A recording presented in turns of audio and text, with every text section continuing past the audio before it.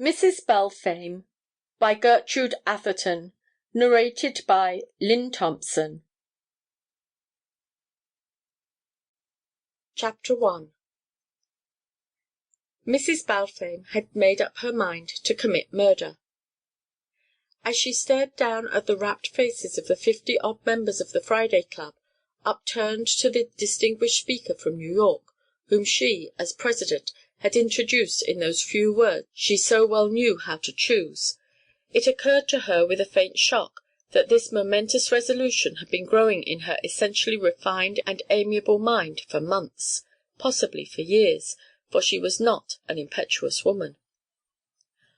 While smiling and applauding, patting her large strong hands, freshly gloved in virgin white, at precisely the right moment, as the sound and escharotic speaker laid down the woman's law, she permitted herself to wonder if the idea had not burrowed in her subconscious mind, that mental antiquity shop of which she had lately read so much, that she might expound it to the progressive ladies of the Friday Club for at least half the 22 years of her married life.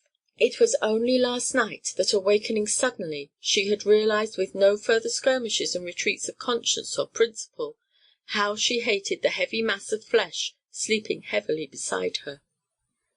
For at least 8 years, ever since their fortunes had improved and she had found leisure for the novels and plays of authors well read in life, she had longed for a room, a separate personal existence of her own.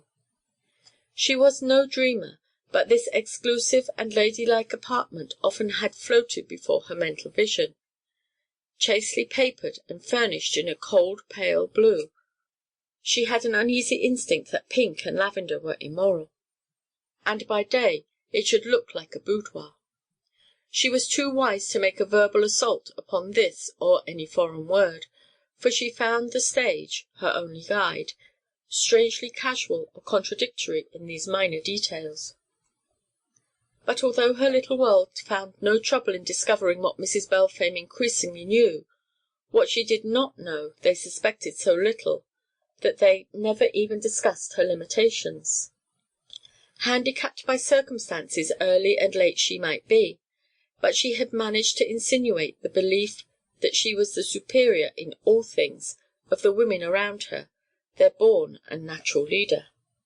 Mrs. Balfame had never given expression to this desire for a delitescent bedroom, being a woman who thought silently, spoke guardedly, and, both patient and philosophical, rarely permitted what she called her imagination to wander, or bitterness to enter her soul.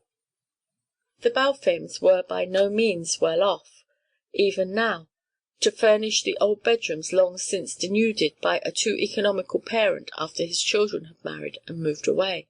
But a few mornings since she had remarked casually that as the springs of the conjugal bed were sagging she thought she should send it to the auction room and buy 2 single beds. Last night, lying there in the dark, she had clenched her hands and held her breath as she recalled David Balfame's purple flesh, the deliberate manner in which he had set down his thick coffee cup and scrubbed his bristling moustache, then rolled up the stained napkin and pushed it into the ring before replying. His first vocative expressed all, but he was a politician and used to elaborating his mental processes for the benefit of befuddled intellects.